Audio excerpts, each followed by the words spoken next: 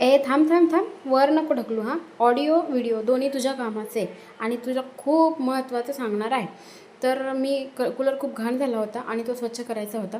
तर मी विम लिक्विडनं तो स्वच्छ करत आहे आणि मी याला असं समजून घासत आहे की ती ही सासू आहे. जे सासू म्हणता ना की माझ्या मुलाला माझ्यापासून तोडलं, माझ्या मुलाला काही जादू केली, माझ्या मुलाला काहीतरी खाऊ घातलं सासरवाडीला नेऊन, हिच्या माहेरच्यांनी काहीतरी खाऊ घातलं, माझं पोरगं पहिलं असं नव्हतं आणि आताच असं वागायला लागले.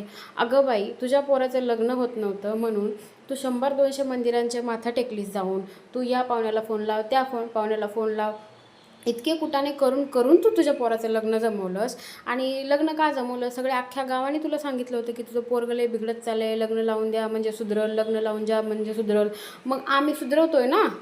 आणि माझ्या माहेरच्याकडे जर एवढा पैसा असता आणि माझ्या माहेरच्याकडं तर असं काही औषध असतं की कोणाला खाऊ घातल्यानं ते व्यक्ती कंट्रोलमध्ये आली असती, तर त्यांनी अगोदर त्यांच्या स्वतःच्या पोराला खाऊ घातलं असतं, स्वतःच्या सुनेला खाऊ घातलं असतं. तुझ्या लेकाला कशाला खाऊ घातलं असतं?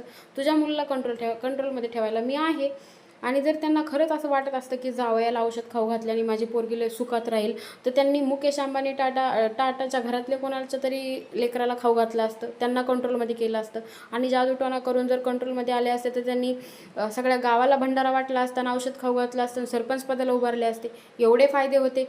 तेवढे सगळे फायदे सोडून तुझ्या पोराला औषध खाऊ घालल्याला काय त्यांना इंटरेस्ट होता त्या गोष्टीमध्ये?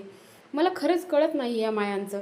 डायरेक्ट म्हणतात की माहेरच्यांनी काहीतरी खाऊ घातलं. तुझा जावई घरी येतो, तुझ्या जावईचे जेव्हा तू लाड करतेस तेव्हा ते तुमचं प्रेम, आणि तुमचा लेक जेव्हा सासरवाडीला जातो तेव्हा तुम्हाला का दुखतं एवढं? आणि मुलगा बिघडला होता म्हणून लग्न लावलं, लग्न झाल्यानंतर तो सुधारतोय, बदलतोय, मग कशाला म्हणायचं की असा नव्हता आणि असं? अगं जो तसा होता तेच तुला बघवत नव्हतं ना, म्हणून तर तू त्याचं लग्न लावून दिलंस. खरं आहे ना मुलींनो? सांगा बरं मला.